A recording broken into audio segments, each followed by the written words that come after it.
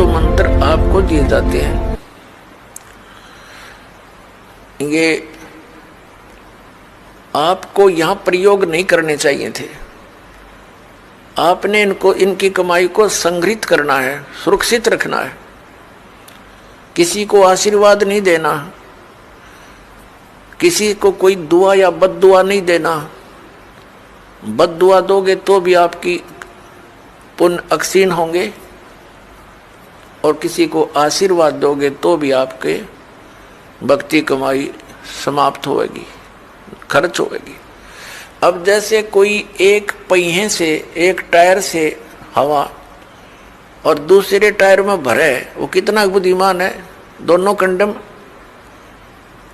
वो युद्ध है इसका। ये बुद्धिमान व्यक्ति ऐसे काम करता है, उसको सलाह देगा भाई यहां से जाइए, वहां आगे एक हवा भरने का यंत्र है, आप वहां से हवा भराइए, दोनों का काम चले। तो इस प्रकार हम अगर आशीर्वाद दे देते हैं तो हमारी पूंजी नष्ट हो जाती है, भक्ति। अब ना उसको लाभ, उसको थोड़ा सा लाभ उसको होगा और आप यहीं रह गए, दोनों चौड़ चपट, क्या फायदा। तो इस प्रकार हमने अपने बच्चों को, भाई बहन, माता पिता, सबको, संबंधित जितने मित्र हैं या वैसे भी कोई, एक सद्भावना पूर्वक सबसे प्रार्थना करनी चाहिए कि आप भी दीक्षा लो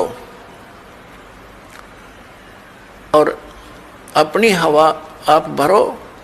जैसे एक पंप दे दिया जाता है साइकिल में हवा भरने का, तो सब ले लो पंप और अपनी भरो हवा, जब जरूरत पड़े फुल करो और चलो गाड़ी पर, सवारी पर। तो कहने का भाव ये है कि इसी प्रकार ये गुरुदेव जी से दीक्षा लेकर के आप स्वयं अपनी भक्ति मंत्र के जाप साधना के द्वारा अपने टायर में हवा स्वयं भरो और फिर चलो। तो इस प्रकार आप जी ने अब ना किसी को आशीर्वाद देना है, ना किसी को बद्दुआ देनी है, दोनों में हमें हानि है। पहले क्या था, इस काल का जाल है। आप देखते हो बुजुर्ग बड़े छोटों को आशीर्वाद देते हैं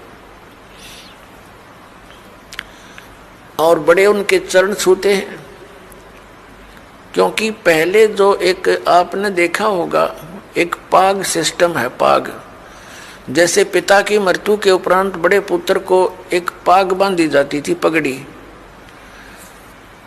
और फिर वो पिता वाले कर्म वो करता था। आप पिछला